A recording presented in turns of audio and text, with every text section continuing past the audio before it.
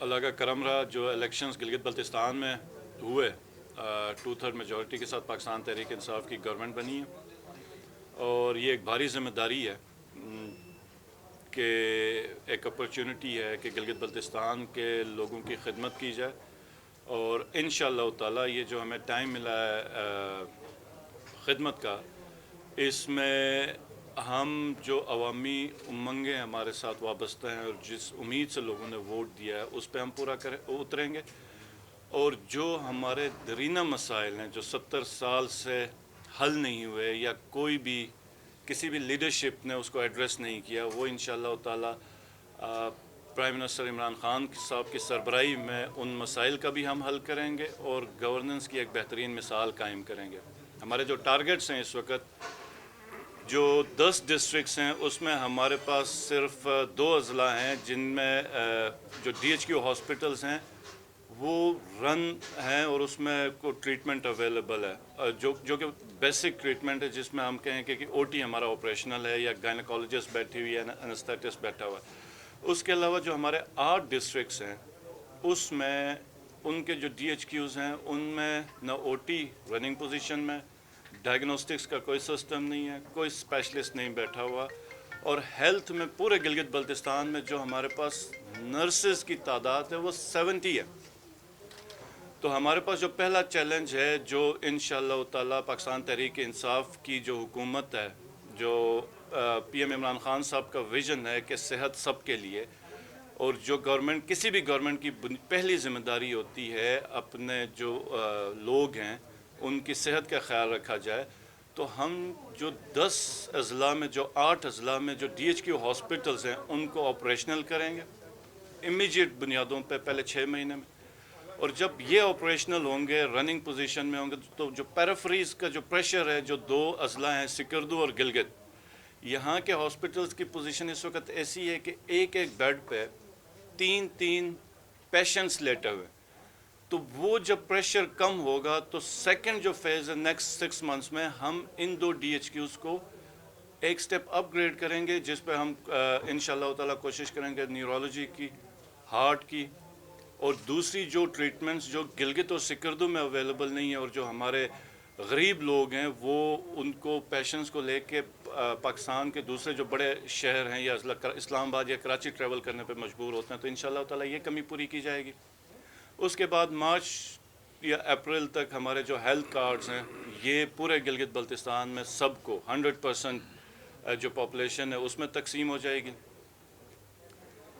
Health کا اور education کا، جب 2009 میں جب گورنمنٹ پیپلز پارٹی کی آئی تھی، اس وقت جو میرے خیال میں جو گورنمنٹ امپلائمنٹ کی جو تعداد ہے وہ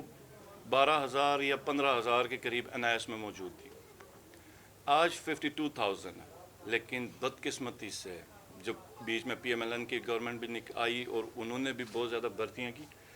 2004 کے PC4s پڑے ہوئے ہیں، جو سکولز بنے ہیں ان میں 2004 کے PC4s پڑھیں جو کہ اپروو نہیں ہوئے، مینز کہ انہوں نے جو جابز دی ہیں یہ انہوں نے پوری پولیٹکس کلاس 4 کی جو گریڈ 1 سے 4 تک بھرتیوں پہ انہوں نے فوکس کیا، کوئی ٹیکنیکل انہوں نے بھرتیاں نہیں کی، کوئی ٹیچرز کو انہوں نے بھرتی نہیں کیا، اور جتنے بھی سکول تھے جو رننگ پوزیشن پہ ان کے ٹیچرز اٹھا کے ڈسٹریبیوٹ دو دوسرے سکولز میں دے دیا، تو جو چلنے والا سکول ہے اس کو بھی انہوں نے ڈسٹرب کیا، اور جو نئے سکول جن میں ٹیچرز 2 یا 3 بھیجیں وہاں پہ بھی پراپر ایجوکیشن، تو ایجوکیشن بھی سفر ہوگی، اس کی کوالٹی ہے وہ تباہ ہو کے رہے گی۔ ہم اس دفعہ انشاءاللہ تعالی کوشش کر رہے ہیں، اور یہ PM صاحب کی اسپیشل توجہ ہے گلگت بلتستان کے اوپر کہ ہم یہ PC4s میکسیمم تعداد میں جتنے ہیں یہ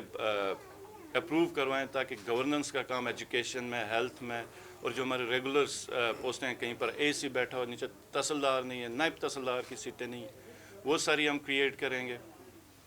پھر اس کے بعد اوور آل جو گلگت بلتستان کا جو پوٹینشیل ہے اس کے اوپر جو بات اگر ہم کریں تو PM صاحب کے ساتھ میری تفصیلی اس پہ بات ہوئی ہے۔ اللہ پاک نے نہ صرف گلگت بلتستان، پورے پاکستان کو نوازا ہے۔ آپ جس چیز پہ آپ ایگریکلچر، الیکٹریسٹی کا پوٹینشیل دیکھ لیں، ادھر اگر تیل ہے، گیس ہے،